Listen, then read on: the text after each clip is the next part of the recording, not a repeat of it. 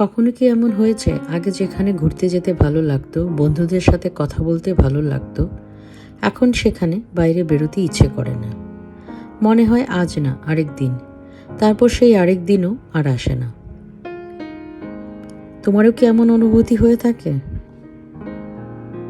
অনেক সময় আমরা ভাবি, আমি কি অলস হয়ে যাচ্ছি? কিন্তু সব সময় কারণ অলসতা নয়। জীবনের চাপ, প্রিয়জনদের নিয়ে দুশ্চিন্তা, অর্থনৈতিক চিন্তা বা দীর্ঘদিনের মানসিক ক্লান্তি, এসব ধীরে ধীরে আমাদের ভেতরের শক্তি কমিয়ে দেয়। বাইরে থেকে সবকিছু স্বাভাবিক দেখালেও ভেতরে ভেতরে মানুষ ক্লান্ত হয়ে পড়ে। তখন বাইরে যাওয়া, মানুষের সাথে কথা বলা, এমনকি নিজের পছন্দের কাজগুলিও কঠিন মনে হতে পারে। আর একটা বিষয় হলো, আমরা যখন বারবার চিন্তা করি, তখন মস্তিষ্ক সবসময় সতর্ক অবস্থায় থাকে, যেন সে বলছে এখন আনন্দ করার সময় নয়, আগে সমস্যার সমাধান করো। কিন্তু সমস্যা হলো, জীবনের সব সমস্যা কখনো একসঙ্গে শেষ হয় না। তাই আনন্দ, বিশ্রাম আর নিজের যত্ন নেওয়া কিন্তু জরুরি।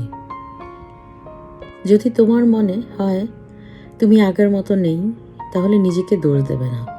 হয়তো তোমার মন শুধু একটু বিশ্রাম চাইছে। হয়তো অনেক দিন ধরে তুমি শক্ত থাকার চেষ্টা করছো। আজ একটা ছোট কাজ করো, বড় কোনো পরিবর্তন নয়, শুধু 10 মিনিট হাঁটো, বারান্দায় দাঁড়িয়ে আকাশ দেখো, অথবা এমন একজন মানুষের সাথে কথা বলো যার সঙ্গে কথা বলে তোমার ভালো লাগে। ছোট ছোট পদক্ষেপই মানুষকে আবার জীবনের দিকে ফিরিয়ে আনে।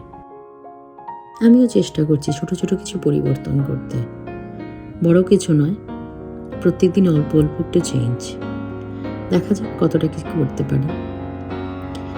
তোমাদের সাথে কেমন হয় আমাকে জানাবে।